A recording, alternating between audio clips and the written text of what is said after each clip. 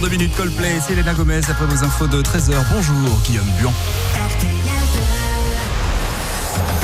Et bonjour à toutes et à tous. Prolongement de la prime Macron, augmentation des retraites et des allocations. C'est au tour du Sénat d'examiner le premier volet du paquet de mesures en faveur du pouvoir d'achat. 440 amendements déposés.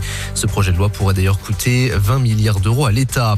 Et à quelques mois de sa renationalisation complète validée par les députés, EDF subit une perte historique au premier semestre. 5 milliards 300 millions d'euros en raison de la baisse de production d'électricité nucléaire. En cause, l'arrêt de 12 réacteurs sur les 56 dont dispose la France pour des problèmes de corrosion. La situation n'est pas du tout la même pour Total Energy où le groupe a engrangé d'énormes bénéfices au deuxième trimestre profitant de la hausse des cours du pétrole et du gaz. 5 milliards 700 millions d'euros de bénéfices qui ont d'ailleurs alimenté un débat sur l'opportunité de taxer ces entreprises. Le ministre de l'économie Bruno Le Maire rejette toute taxe supplémentaire envers les super profits. L'incendie était bien d'origine criminelle en Ardèche. Un homme âgé de 44 ans a reconnu les faits. Les flammes ont ravagé près de 1200 hectares dans la région et l'incendie est quasiment fixé.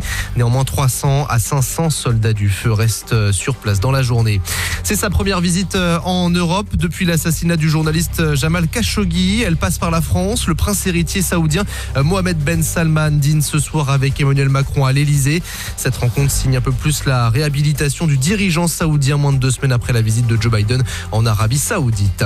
À l'occasion d'une visite de chantier, la ministre de la Culture, Rima Abdul Malak, s'est montrée confiante quant à une réouverture de la cathédrale de Notre-Dame en 2024 au public et au culte. L'Allemand Sebastian Vettel, quadruple champion du monde de Formule 1, prendra sa retraite en fin de saison, annonce faite la veille du Grand Prix de Hongrie. À 35 ans, celui qui compte 53 victoires en Grand Prix pointe actuellement à la 14e place du classement des pilotes. 13h02. Bon appétit si vous êtes à table. Tout de suite, le son pop rock.